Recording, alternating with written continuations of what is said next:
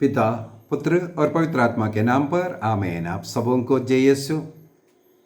कल हम लोगों ने अंतःकरण की जांच कैसे करना है इसके विषय में मनन चिंतन किया था। एक अच्छा पाप स्वीकार करने के लिए अंतःकरण की जांच करना बहुत ही जरूरी है। अपने हृदय मन आत्मा को प्रभु की ओर उठाते हुए प्रभु का प्रेम का अनुभव करते हुए हमसे जो गलतियां हुआ है उसको एक कागज में लिखकर जो अंतःकरण की जांच करते हुए पवित्र आत्मा जो प्रकट करता है हमारे कमजोरियां, बलहीनताएं, जो कुछ गलतियां हुआ एक दूसरे के साथ व्यवहार में, बातचीत में, चिंताओं में जो कुछ आया है उसको, और पारिवारिक प्रार्थना धर्म शिक्षा ग्रंथ में 171 पेज से आगे इसकी तैयारी के लिए अनेकों पापों को लिखा हुआ है। उसको पढ़ करके तैयार करने के लिए मैंने कल कहा था। आज जो दूसरा चरण, दूसरा स्टेप एक अच्छा पाप स्वीकार करने के लिए वो है पश्चाताप करना। पश्चाताप के विषय में कैथोलिक कलीसिया का धर्म शिक्षा ग्रंथ उसके 1451 में 1451 में ये लिखा हुआ है, पश्चाताप करने का मतलब है हमारे हृदय में जो गलतियां हुआ है, जो कागज में जो लिखा हुआ है उसको देख करके हमारे हृदय में जो आत्मा में जो दुख आना। क्यों दुख आना है? मैंने मेरे पिता से दूर हुआ, उस कृपादानों को नष्ट किया। एक मनुष्य को ईश्वरीय कृपा की जरूरत है।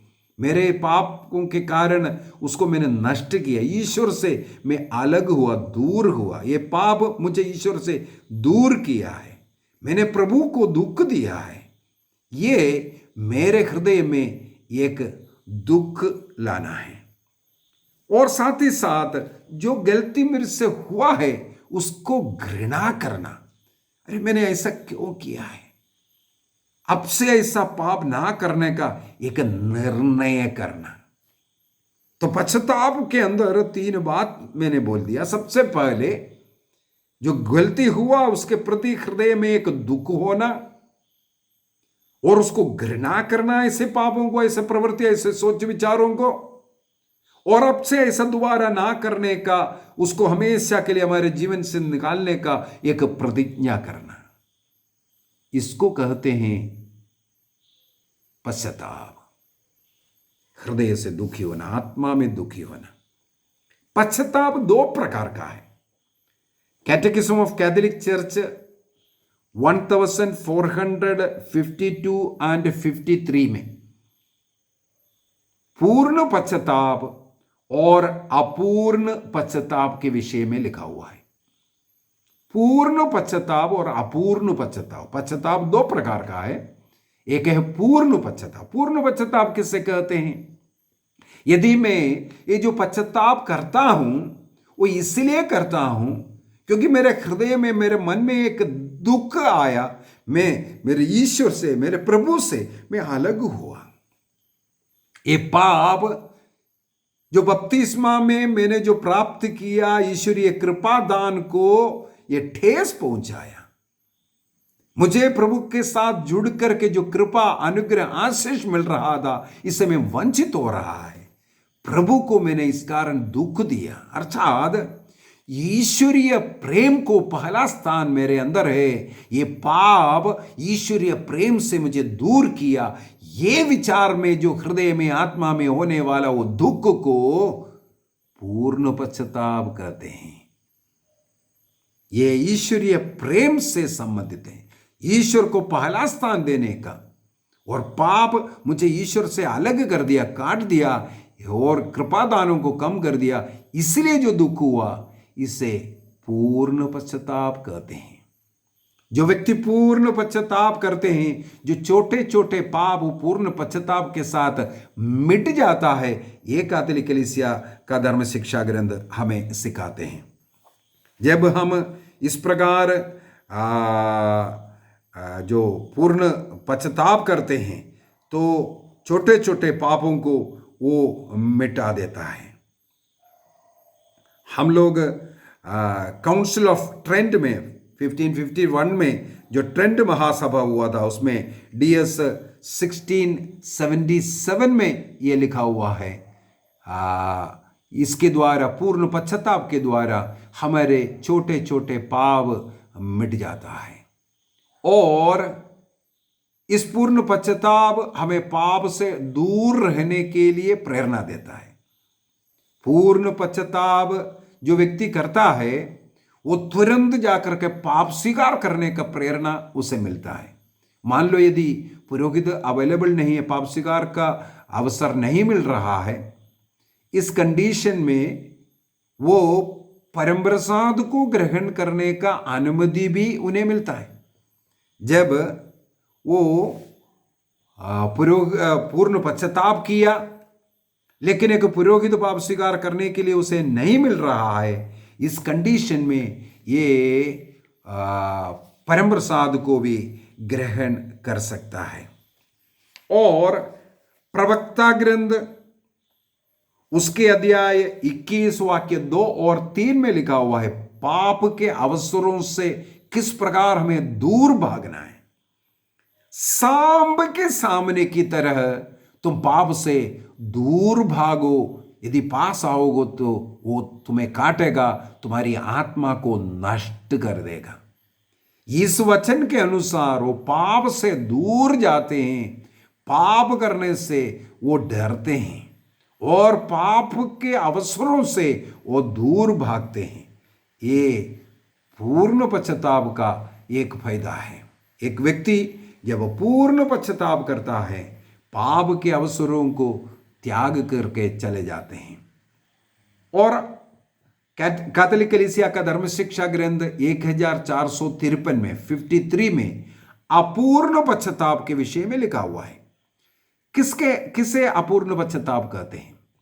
अपूर्ण पश्चाताप वो पश्चाताप है, हमने पाप किया, उसके दंड को याद करते हुए पश्चाताप करना। मैंने गलती किया इसलिए मैं नरक में जाऊंगा, ये सोच करो, दंड को सोच करके पश्चाताप करना।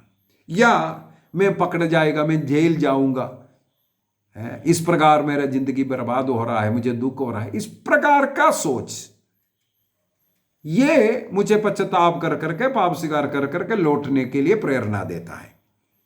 इससे अपूर्ण पश्चाताप बोलते हैं। तो पूर्ण पश्चाताप ईश्वरीय प्रेम से जुड़ करके हैं और प्रेम से कट गया, प्रभु से मैं अलग हुआ इसलिए एक दुख लगा।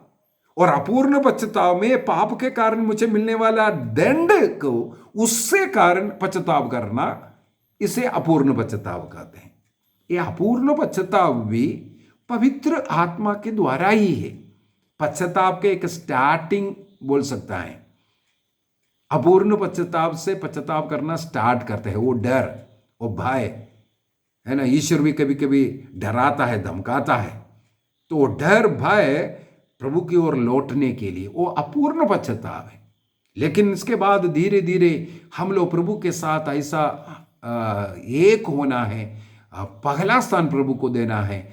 अगर सोच विचार में भी एक गलती आता है, गंदी सोच आता है, तुरंत हमारे मन में वो मेरा प्रभु, मुझ में जो रहने वाला प्रभु, उनसे इस प्रकार का गलत सोच के द्वारा मैं अलग होना पड़ेगा। वो कृपा, ईश्वरीय कृपा से मैं भरा, उससे मुझे कमी हो जाएगा।